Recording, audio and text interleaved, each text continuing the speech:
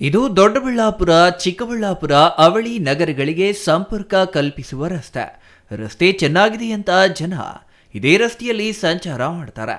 ಆದರೆ ಇದೇ ರಸ್ತೆಯಲ್ಲಿ ರಾತ್ರಿ ಚಿರತೆ ಕಾಣಿಸಿಕೊಂಡಿದ್ದು ಈಗ ಸಾರ್ವಜನಿಕರಿಗೆ ಆತಂಕಕ್ಕೆ ಕಾರಣವಾಗಿದೆ.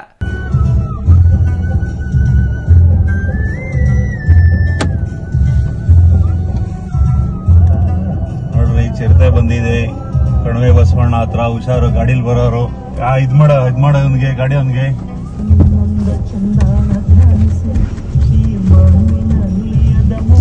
ಚಿರತೆ ಐತೆ, ಹುಷಾರು.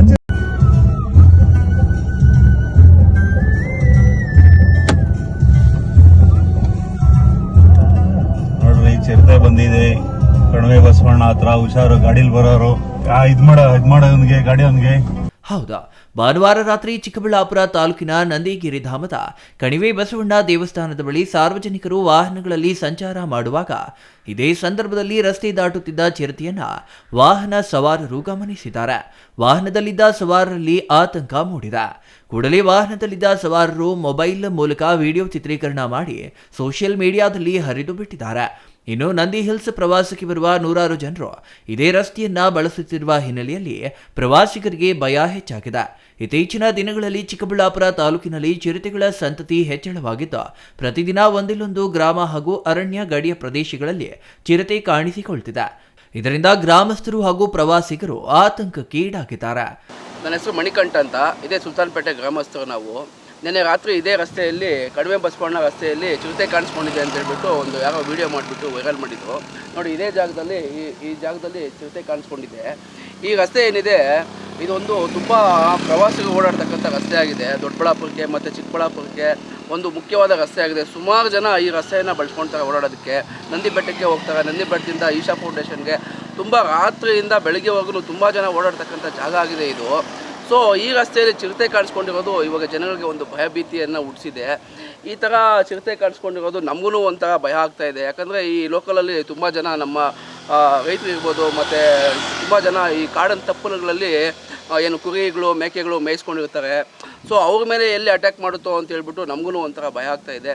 ದಯವಿಟ್ಟು ಇದಕ್ಕೇನೋ ಒಂದು ಸ್ವಲ್ಪ ಪರಿಷ್ಕಾರ ಹುಡುಕಬೇಕು. ಅರಣ್ಯ ಇಲಾಖೆ ಆಗಿರ್ಬೋದು, ಪೊಲೀಸ್ ಸಿಬ್ಬಂದಿ ಆಗಿರ್ಬೋದು, ಒಂದು CCTV ಕ್ಯಾಮ್ರಾ ಅಳವಡಿಸೋದಾಗಿ ಸೂಚನಾ ಫಲಕಗಳು ಹಾಕಬೇಕು. ಯಾಕಂದರೆ ರಾತ್ರಿ ಹೊತ್ತು ಗೊತ್ತಾಗೋದಿಲ್ಲ ಪ್ರವಾಸಿಗರಿಗೆ. 11 ಗಂಟೆ 12 ಗಂಟೆ ರಾತ್ರಿಯಲ್ಲಿ ಬೈಕ್ಗಳಲ್ಲಿ ಬಂದುಬಿಡ್ತಾರೆ. ಸೊ ಅಟ್ಯಾಕ್ ಮಾಡಿದ್ರೆ ತುಂಬ ತೊಂದರೆ ಆಗುತ್ತೆ ಅವ್ರಿಗೂ.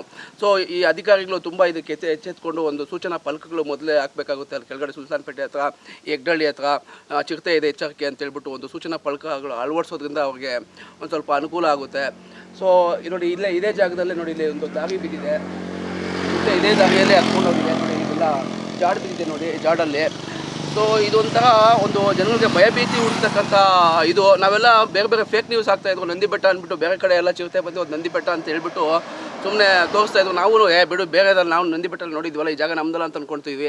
ಈ ನೆನ್ನೆ ನಾವು ನೋಡಿರೋದು ಈ ಜಾಗ ನಾವು ಓಡಾಡ್ತಕ್ಕಂಥ ಜಾಗದಲ್ಲೇ ಕಾಣಿಸ್ಕೊಂಡಿರೋದು ನಮಗೂ ತುಂಬ ಭಯಭೀತಿ ಆಗಿದೆ.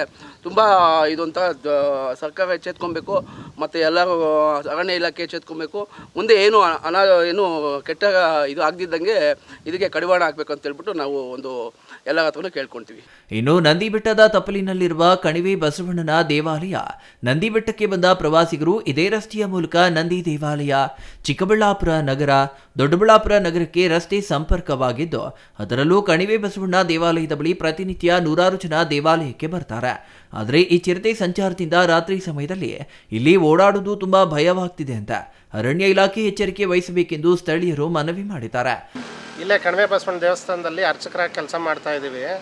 ನಮ್ಮ ದೇವಸ್ಥಾನದಿಂದ ಒಂದು ಸ್ವಲ್ಪ ಮೇಲಕ್ಕೆ ಎಲ್ಲ ಒಂದು 100 ಮೀಟರ್ ಮೇಲಲ್ಲಿ ರಾತ್ರಿ ಚಿರತೆ ಕಾಣಿಸ್ಕೊಂಡಿದೆ. ಅರಣ್ಯ ಇಲಾಖೆಯವರು ದಯವಿಟ್ಟು ಏನಾದರೂ ಡ್ರೋನ್ ಏನಾದರೂ ಇಟ್ಟು ಚಿರತೆ ಹಿಡಿಬೇಕು. ರಾತ್ರಿ ಹೊತ್ತೆಲ್ಲ 2 ವೀಲರಲ್ಲಿ ಒಬ್ಬೊಬ್ಬರೇ ಓಡಾಡ್ತಾ ಇರ್ತಾರೆ ಗಾಡಿಯಲ್ಲಿ. ಯಾರು ಪ್ರಾಣ ಹಾನಿ ಆಗೋಕ್ಕೆ ಮೊದಲೇ ಎಚ್ಚೆತ್ಕೊಂಡು ಅಧಿಕಾರಿಗಳು ಒಂದು ಸ್ವಲ್ಪ ಕ್ರಮ ಕೈಗೊಂಡ್ರೆ ತುಂಬ ಒಳ್ಳೆಯದಾಗುತ್ತೆ. ನಿಮ್ಗೆ ಯಾವ ರೀತಿ ಭಯ ಆಗ್ತದೆ ಈ ರೀತಿ ಓಡಾಡೋಕ್ಕೆ? ನಾವೆಲ್ಲ ಒಂದು 100 ಮೀಟರ್ ದೂರದಲ್ಲೇ ಇದ್ದೀವಿ ಸರ್. ನಾವು ಸಂಜೆ ಆದರೆ ಬೇಗ ಮನೆಗೆ ಹೋಗೋಣ ಅನಿಸುತ್ತೆ. ಇನ್ನು ಕತ್ಲಲ್ಲಿ ದೇವ್ರ ಪೂಜೆಗೆ ಯಾರೋ ದೂರದಿಂದ ಭಕ್ತರು ಬರ್ತಾ ಇರ್ತಾರೆ. ಎಲ್ರಿಗೂ ಫೋನ್ ಮಾಡಿ ಹೇಳ್ಬಿಡ್ತೀವಿ, ಆದಷ್ಟು ಬೇಗ ಬನ್ನಿ ಅಂತೇಳಿ. ತುಂಬ ಭಯನೇ ಆಗುತ್ತೆ ನಮಗೂ ಸರ್. ಬೆಂಗಳೂರಿಂದ ತುಂಬ ಬರ್ತಾರೆ ನಂದಿ ಹಿಲ್ಸ್ಗೆ ಈ ರಜಾ ದಿನಗಳಲ್ಲಂತೂ, ಶನಿವಾರ ಭಾನುವಾರಗಳಲ್ಲಿ.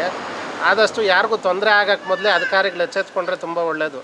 ಇನ್ನು ಘಟನೆಯ ಮಾಹಿತಿ ಪಡೆದ ಅರಣ್ಯ ಇಲಾಖೆ ಅಧಿಕಾರಿಗಳು ಸ್ಥಳಕ್ಕೆ ಭೇಟಿ ನೀಡಿ ಪರಿಶೀಲನೆ ನಡೆಸಿದ್ದು, ಪ್ರವಾಸಿಗರು ರಾತ್ರಿ ಸಮಯದಲ್ಲಿ ಎಚ್ಚರಿಕೆಯಿಂದ ಸಂಚರಿಸಬೇಕು ಎಂದು ಸೂಚನೆ ನೀಡಿದ್ದಾರೆ. ನಂದಿ ಹಿಲ್ಸ್ಗೆ ತೆರಳುವವರು ಹಾಗೂ ರಾತ್ರಿ ವೇಳೆ ಅನಗತ್ಯವಾಗಿ ವಾಹನ ಸವಾರರು ರಸ್ತೆ ಬದಿ ನಿಲ್ಲದೆ ಜಾಗರೂಕರಾಗಿ ಸಂಚರಿಸುವಂತೆ ಅರಣ್ಯ ಇಲಾಖೆ ಮನವಿ ಮಾಡಿದೆ. Thoudanahalli Ramesh, CTV news, Chikkaballapur.